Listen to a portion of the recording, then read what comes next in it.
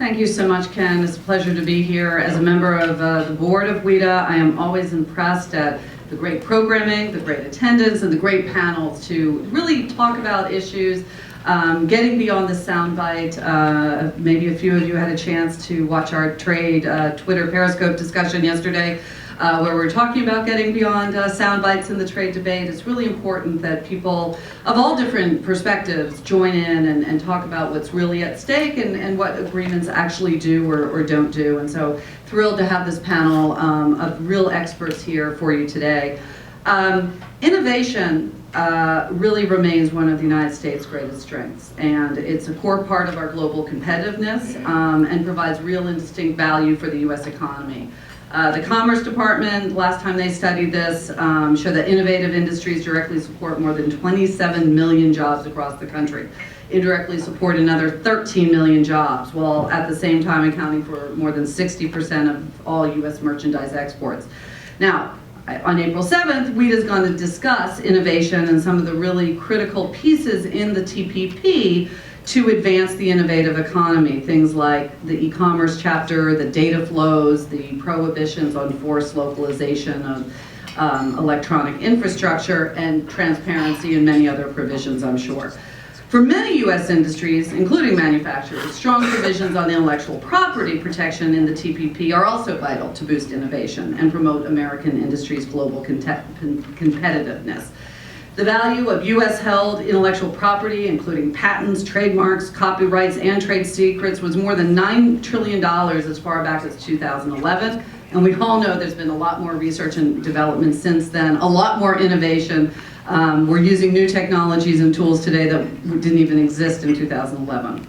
Intellectual property and other intangible assets now account for at least 90% of the total market value of 10 key manufacturing-related industries, ranging from pharmaceuticals and telecom to automotive, food, and beverages. And we've certainly seen the growth in the services sector and the information technology sector as well.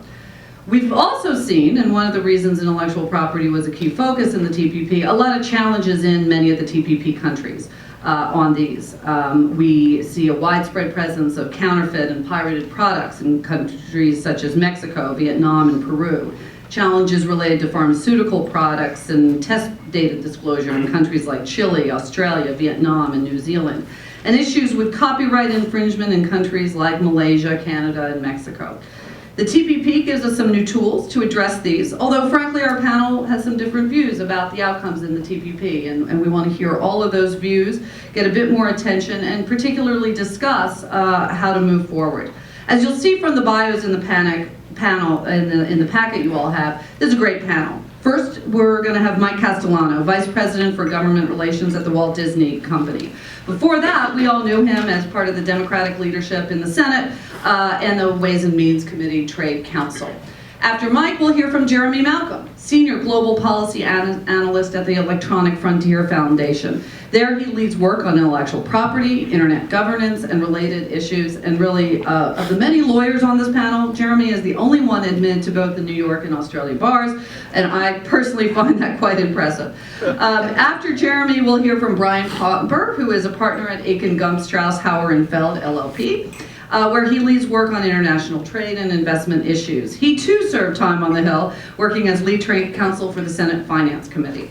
Next, we have one of our member companies at the NAM, Corning, represented by Deborah Wagner, Director of Global Government Affairs for Corning Incorporated, where she develops and implements trade and technology policy really at the front line of trade, manufacturing, and intellectual property. And since everybody in this room probably has one of Corning's products on their phone, it's a perfect innovative company to talk about the issues that we have here today.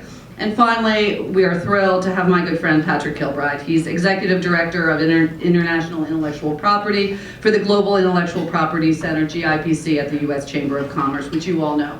Patrick, thank you for accepting our last-minute invitation. Patrick is really the go-to on intellectual property for many in the business community, overseeing multilateral and international programs on the protection and enforcement of intellectual property rights.